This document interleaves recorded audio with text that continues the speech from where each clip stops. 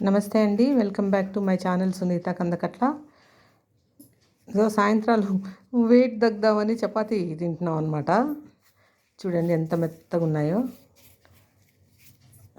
గోధుమ పిండిలో కొద్దిగా వేడి నీళ్ళు వేసి కొద్దిగా సాల్ట్ కొద్దిగా నూనె వేసి కలిపి ఒక 10 minutes నానబెట్టుకుని చూడండి ఇంత మెత్తగా ఉంటాయి.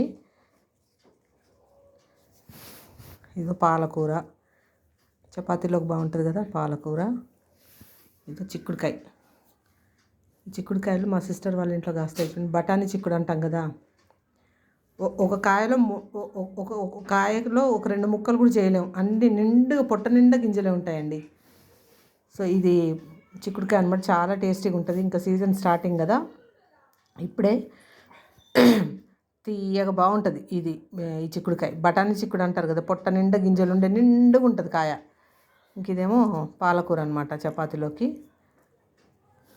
సో ఇట్లా మీరు ఒకసారి గోధుమ పిండిని ఇట్లా కలుపుకొని చూడండి. వేడి నీళ్ళు కొద్దిగా నూనె ఉప్పు వేసుకొని చూస్తే చూడండి ఎంత మెత్తగా ఉంటాయన్నమాట. హాయిగా ప్రాణం లైట్గా తినాలని డిసైడ్ అయ్యాం. చిన్న చిన్న చపాతీలు 2 వేసుకొని అట్లా అని ట్రై చేస్తున్నాం అనమాట.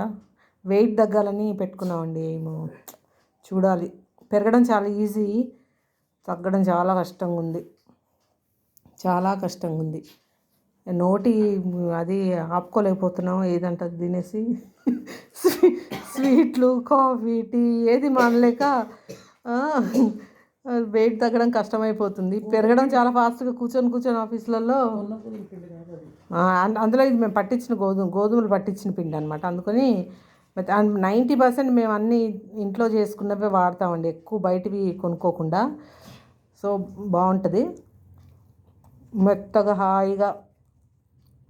అంటే మనకు కొంచెం బయటదంటే ఇవి పొద్దునకు కూడా మెత్తగా ఇట్లానే ఉంటాయి. ఒకవేళ గబుక్కున మిగిలి మనం అది చేసుకున్నా కూడాను చక్కగా హ్యాపీగా తినొచ్చు. ఎక్కువ కూర పెట్టుకొని కొంచెం 2 చిన్న చపాతీలు తిందామని చూడాలి, తగ్గాలి వెయిట్ ఎట్లా అన్నా. ఒక 10 kg టార్గెట్ పెట్టుకున్నాము. 10 kg అంటే అనుకోవడమే సరిపోతుంది. ప్రతిసారి ఇది అదే అని వేసుకుంటున్నాము. అది చూడండి, ఇంక తనైతే ఒకటే, అసలు మా సిస్టర్ అయితే ఒకటే, ఇంకా తొందరగా తగ్గిపోవాలన్నమాట. నేను నాగలేక 2 తింటున్నాను, తనైతే ఒకటే అనమాట. చాలా స్ట్రిక్ట్గా మెయింటైన్ చేస్తుంది. మా చిన్నగాడు రికవర్ అయ్యి చూడండి ఎట్లా అరుస్తున్నాడు. సో నైట్ డిన్నర్ ఇదే. మళ్ళీ కొంతసేపు అయినా ఆకలిస్తే మాకు కొంచెం మజ్జిగ తాగి పడుకోవడం అనమాట. సో ఇట్లా ఒకసారి ట్రై చేసి చపాతీ మీరు పెట్టండి, చాలా బాగుంటుంది.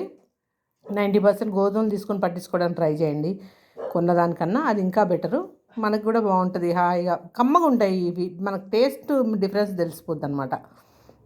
సో ఇదండి ఇవాళ డిన్నర్కి. గుడ్ నైట్ అండి అందరికీ.